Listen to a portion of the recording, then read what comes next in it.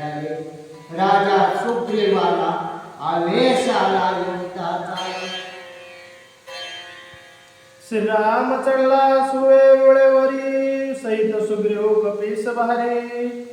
दोन्ही योजने सुळे सुवेगळाग्री सभा वानरी शोभत. दोन योजन सुवेळांच्या पर्वतावर अंगात नाळ नेळ जांबवान हनुमंत राम लक्ष्मण शरणा आलेला विभीषण राजा सुग्रीव सर्व वानर सेना शोभायमान दिसू लागले. तव देखील लंका नगर वनी काननी अति सुंदर. त्या माझे रावणाचे गोपुर दीर्घ मनोहर रमणीय. कळसाच्या हरीच्या हरी शिखर शोभायमान दिसू लागले.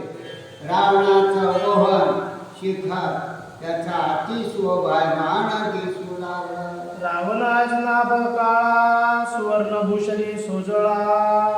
कासे रक्त पाटोळा रक्तमाळा रत्नाढ्य. रत्नाच्या अनेक प्रकारचे रत्न लावलेल्या शोभायमान माळा दिसू लागल्या. सर्व निशाचराचा भार युगमचार क्षेत्रापत्र.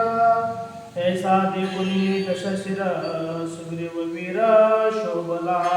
श्वेतांबर युग्म चामर असे शोभायमान मोत्याच्या मणी ओवलेले शोभायमान माळा दिसू लागल्या. माझ्या स्वामीची चोरी कांता कायसे छत्र याची या माता. यांचा करून मी गाता साठोपता खवळला. राजा सुग्रीवाला क्रोध आला आवेश आला. रावणाबरोबर एकतरी वेळ झाला म्हणून त्याला आवेश आला. माझ्या स्वामीची कांता ह्याला चोरून आणली आणि लंकेच्या शोभा करतो असा राजा सुग्रीव बोलला. उठला उठून उभा राहिला. वाडीला शेपेटीचा कोंडा रोमे दरगती चौकडा. वेगन धरावे गाडा दिवे गडा उडाला. अंगावरले केस रोमांच उभा राहिले. शिट्ट्याचा आकडा ओढला आणि रावणाकडे लक्ष दिलं. उड्डाण सुग्रीवानं केलं. श्रीराम न पुसता कोणाशी न विचार सांगता. गेला गोपुर आतोपता लंकनाता समुख. रावणाच्या समोर सन्मुख म्हणजे समोर गेला राजा सुग्रीव. रामाला विचारलं नाही. नळ मिळाला नाही. जांबवंताला नाही. अंगात त्यालाही विचारलं नाही किंवा हनुमंताला नाही.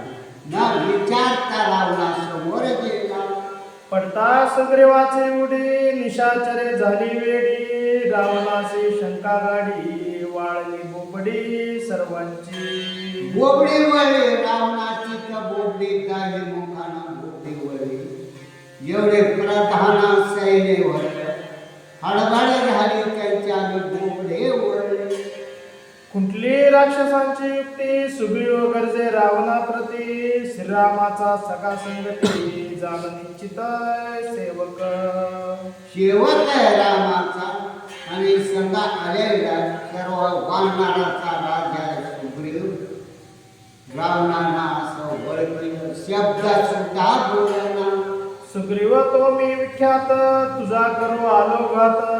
माझे हाते लंकानाथ आजी जिवंत वाचेना. राजा सुग्रीव बोलू लागला.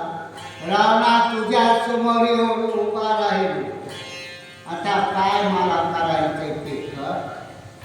मी रामाचा सेवक आहे. भजन करणारा रात्रंदिवस माझ्या हातून तू आज वाचणार नाही.